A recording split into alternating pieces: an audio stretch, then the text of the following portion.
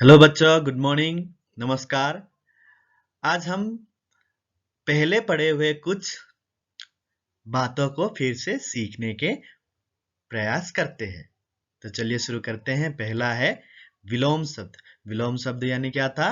विलोम शब्द यानी उल्टा या सीधा। पहला है बंद, फिर खुला। जब दरवाजा बंद है तो बंद, खुला है तो खुला।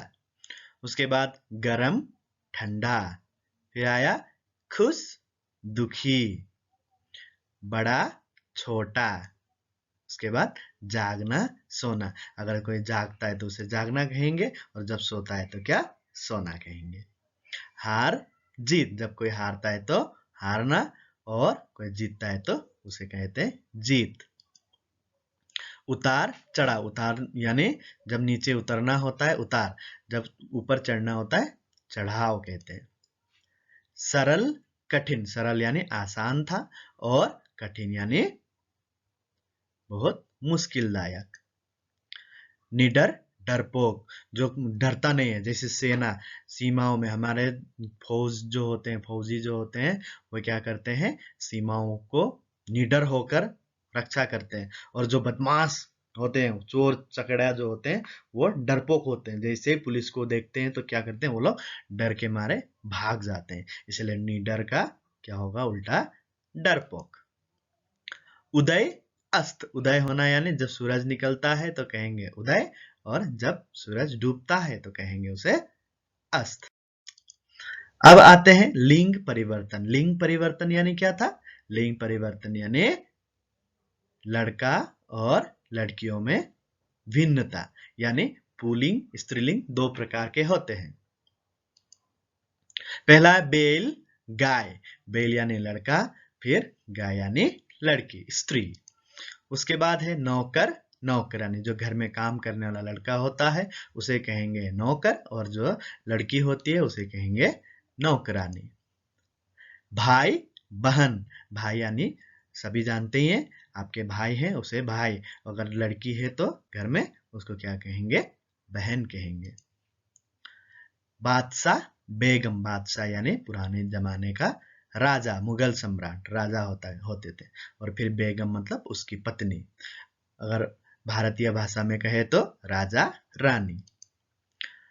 जेठ, जेठानी। जेठ जेठानी मैंने पहले ही आप लोगों को कहा था।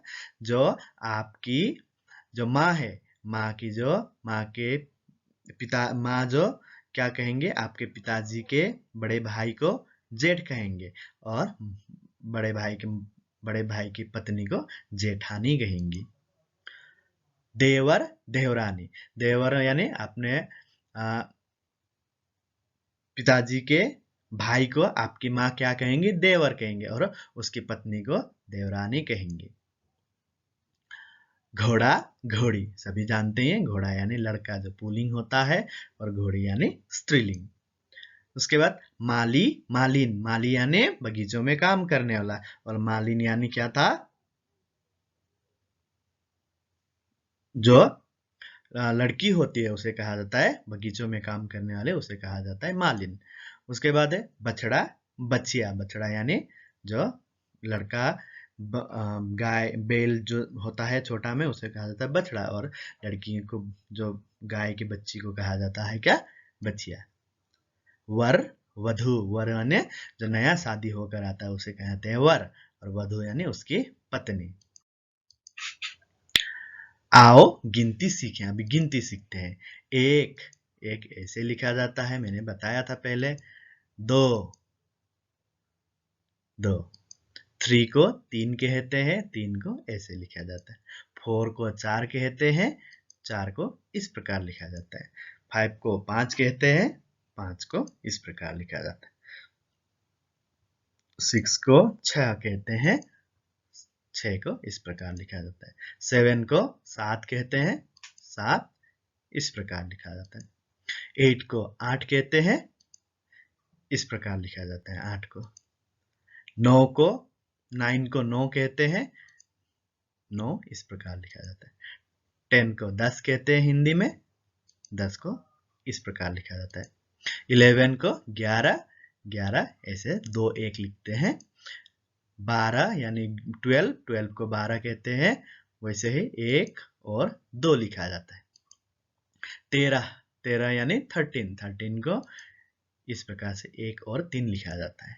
फिर 14 को 14 को 1 और 1 और 4 लिख दिया जाता है। 15 यानी 15 को 1 और 5 लिखते हैं।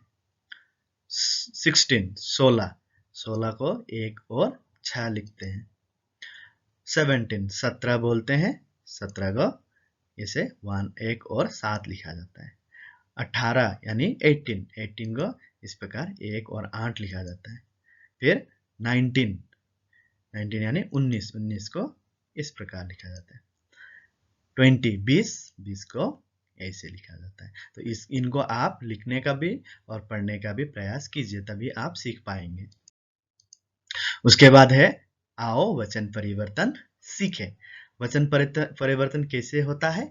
एक होने पर उसको जब ज्यादा संख्या में गिनती किया जाए या बोला जाए तो उसको वचन परिवर्तन होता है। एक और एक से ज्यादा। जब एक होता है समोसा एक और ज्यादा है समोसे तो ज्यादा समोसे।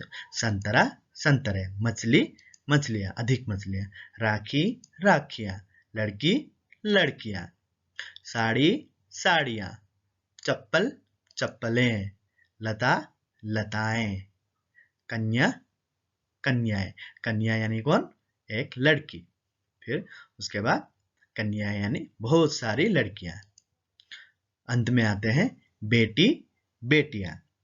बेटी यानी भी बेटी जो एक बेटी होने से बेटी और अधिक होने से बेटियां।